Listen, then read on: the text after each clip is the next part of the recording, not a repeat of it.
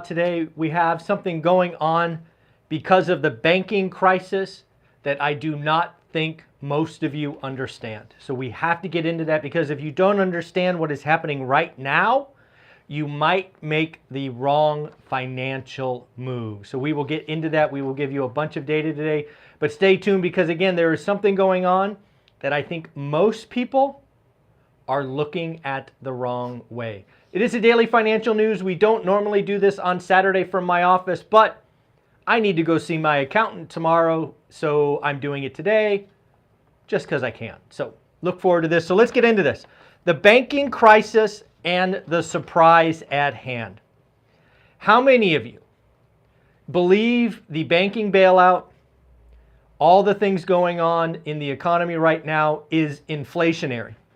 How many of you said, there goes the Fed put, the money printers go burr? How many of you have thought that? If you thought that, there is a really good chance that you are running the same playbook from 2020 and you think inflation is about to go bonkers. I am here to tell you what is going on in the banking crisis today is deflationary. Folks, it is deflationary. I know that that feels maybe uncomfortable, maybe unusual, because the playbook that you saw from March of 2020 is inflation takes off, assets go to the moon, don't bet against the Fed. Again, I want to remind you, on the second day of the California lockdown in 2020, I told you what was coming. We have receipts, we have the video, we've even done a review of that video from 2020. I told you inflation was coming. Believe me when I say the bigger risk right now is deflation, and we will cover that a lot more. So just keep your mind open.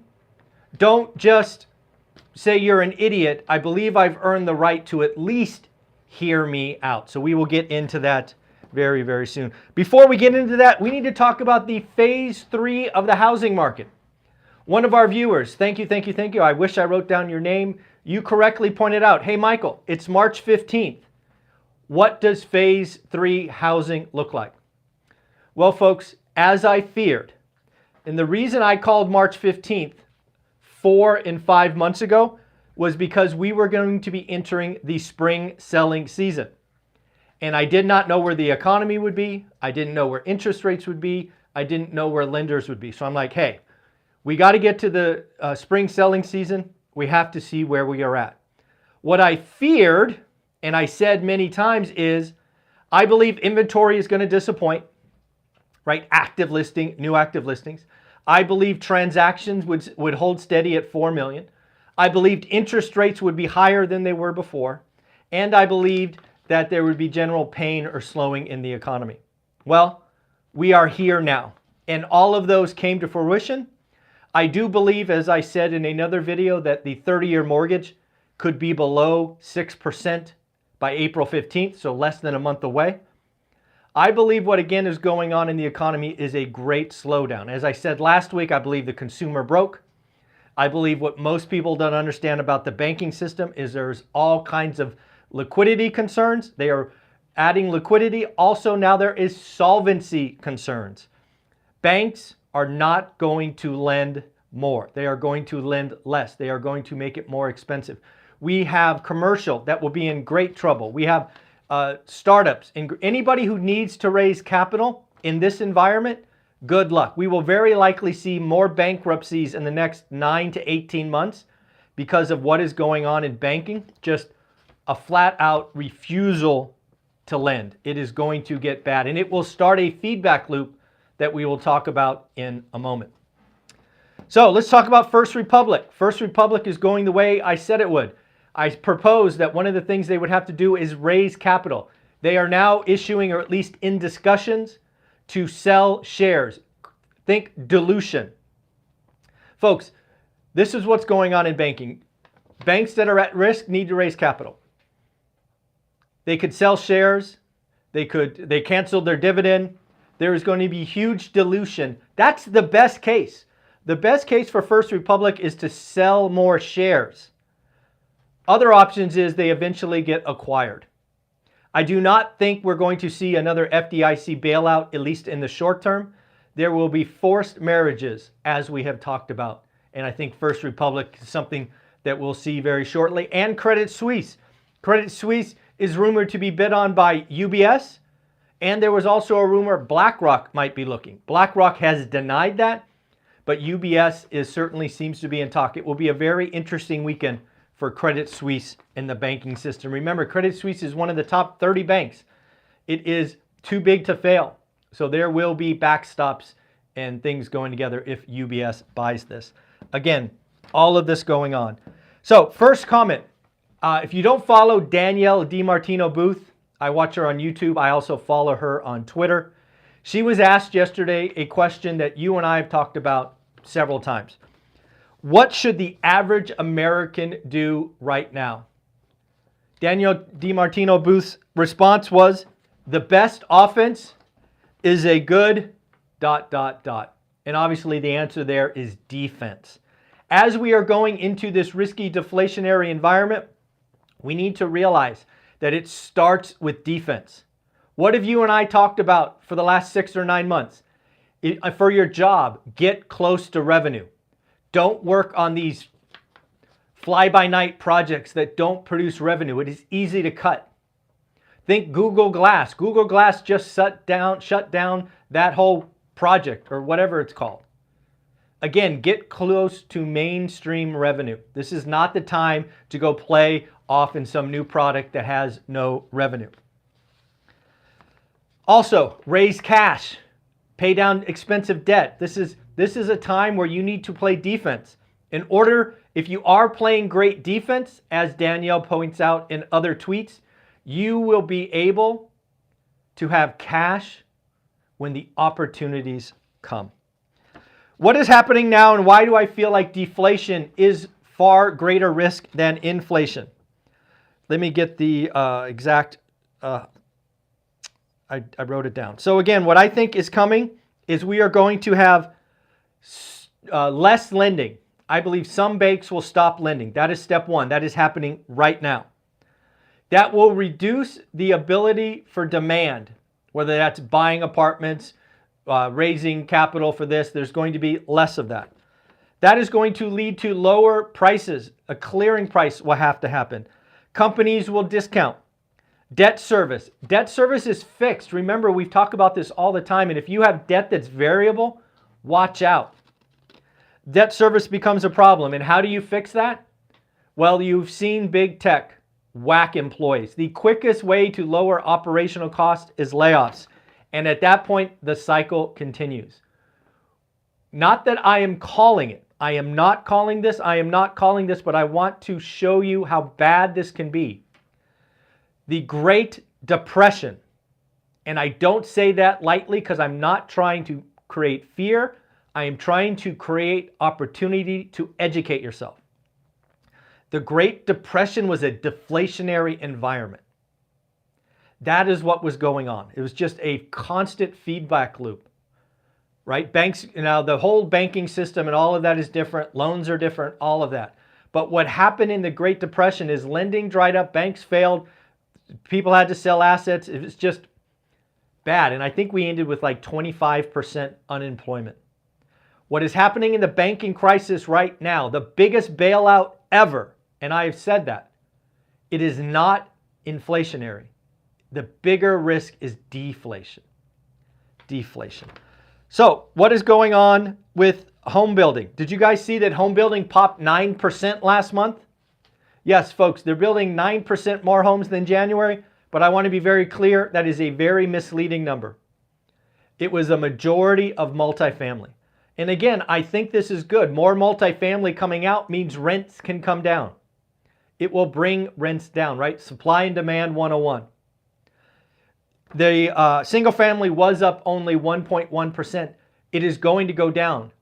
Bankers, builders are going to build less homes. Why?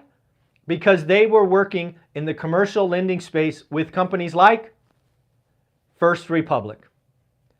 The credit lines, equity lines, you are going to see builders slow way down. debt covenants, LTVs, timelines, all of this is going to slow down. You are going to see home builders significantly retreat from the market. But again, as I've said many times, that will be good for builders. It will be good for builders. They will manage their cash flow. They will not be as price sensitive. They will be able to do rate buy downs. And I think one part of the market will do surprisingly good. I know there's a lot of YouTube channels screaming, builders are going to do this, builders are going to go bankrupt, all of that. Let's watch. As I've said before, I believe builders will surprise to the upside, both on revenue and on earnings. You can't make this stuff up, folks. It is going to happen. Builders are in great shape as supply of existing homes are not coming. This is part of phase 3 of the housing crisis. Active listings aren't showing up. I felt this 6 months ago, but I wasn't comfortable saying it because the spring selling season has always been the spring selling season for the last 40 years.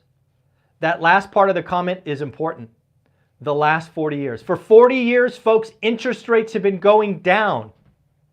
That is not where we are at today. So again, this leads to the Fed next week, as I've said many times, and most people now agree. They didn't agree last week. We are going to get a 1/4 point raise. And then the real question is, where's the dot plot? What is talk of May? Will we get one more or not? I think we are very, very close to the terminal rate, which again, net is a good thing. So I don't know if you saw this, but we had our discussion with Lambert on Thursday. I believe it posted at 7 o'clock. I thought it was an amazing video. Lance did an amazing job. You can see his 1-year-old Leo made a surprise appearance and was just a joy to watch. Lance, I want to congratulate you for staying focused and doing a great job. You covered some amazing stuff, and shout out to baby Leo. How you doing, buddy? So one of the things I want to close with, again, my thesis at the start of this video is we are at far greater risk of deflation than inflation. I know that's not popular. I know there's a lot of people screaming inflation to the moon and this and that and the other, but you should go research a company called Apollo Group. Apollo Group did a study in the last 48 hours and estimated, given tighter financial conditions and tighter lending standards, those two things, it is like the Fed funds rate went up 1.5%. Again, this is not operating in a vacuum. Yes, the Fed funds rate, I believe today is 4.5 to 4.75.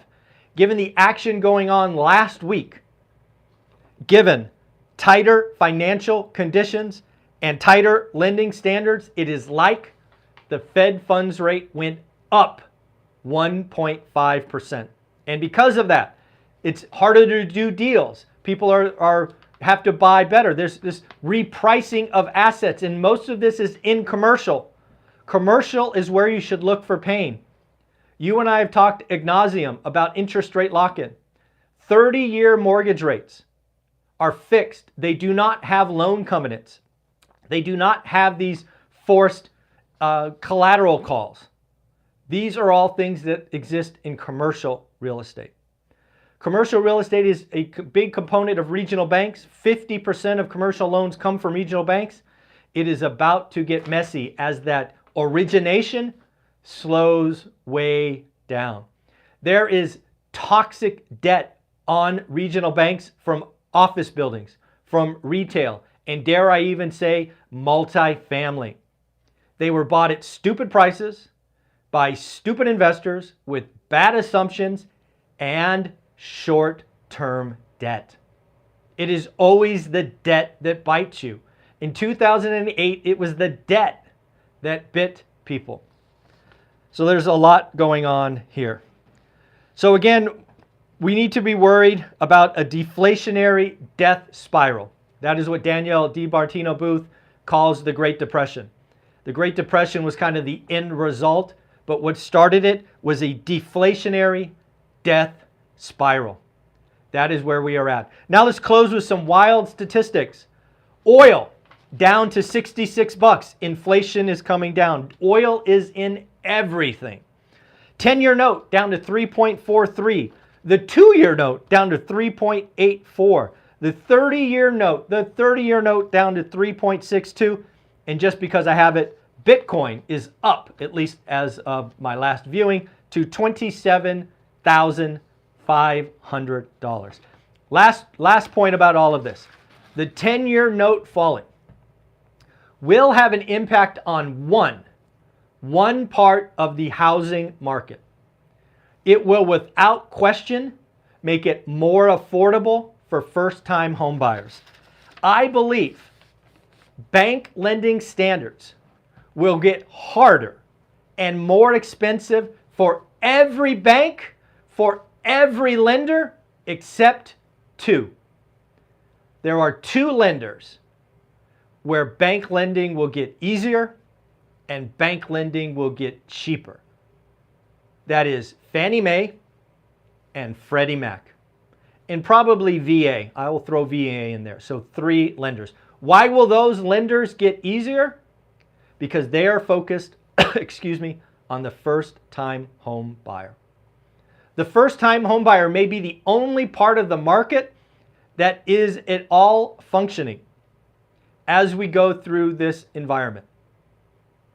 So, if you are an investor and you want to play in real estate, do not play in luxury unless you are like Patrick Bet David and writing disrespectful offers. The move-up buyer is dead unless rates fall to 4%, which I do not see. But we will see first-time home buyers. And how can you know if I'm right? National Association of Realtors every month reports the percentage of first-time home buyers. By memory, you can go check this out, nar.org, I think. It might be .com, but I think it's .org. National Association of Realtors, NAR. What is the percent of first-time home buyers? I believe last month was 28%. I believe that goes up significantly over the next 3, 4, and 6 months. Folks, we might see 36, 37%, which I think is a good thing. But remember, percentages can be manipulated. They can be manipulated. But I do think the only part of the market that will be behaving somewhat normal is first-time home buyer homes. And again, if I had a magic wand or I was the CEO for a day at a home builder, I would drastically cut the footprint of the homes I'm making and I would focus solely on entry-level affordable homes. That's what I would be doing. That stuff would sell like gangbusters. So again, folks, do yourself a favor. Research this. Don't assume your 2020 experience is going to be 2023. I am fearful that a lot of people look what happened over the last week. They have memory of 2020, the V-shaped recovery, the go to the moon, inflation is everywhere. This is not that. There is great liquidity being drained from the system. There is great, I always tell you, there's a housing market and a lending market. Lenders are scared. You have likely not been here. I have been in this space where lenders get scared. They never actually say no. They just make the box so tight, the fees so great, that no is the only right answer. So folks, please research, understand what is going on. Give Danielle DiMartino Booth a follow. If you do follow her on Twitter today, send her a note. Say, hey, I came from one rental at a time. Maybe someday I'll actually interview Danielle. Wouldn't that be a wonderful thing for this channel? All right, folks, take care of yourself. I will be interviewing Mr. Dan Bird today for our stock chart tomorrow, our stock talk tomorrow, and also the one and only Jason Pritchard. Again, content coming tomorrow. All right, folks, take care. Have a wonderful day. Bye.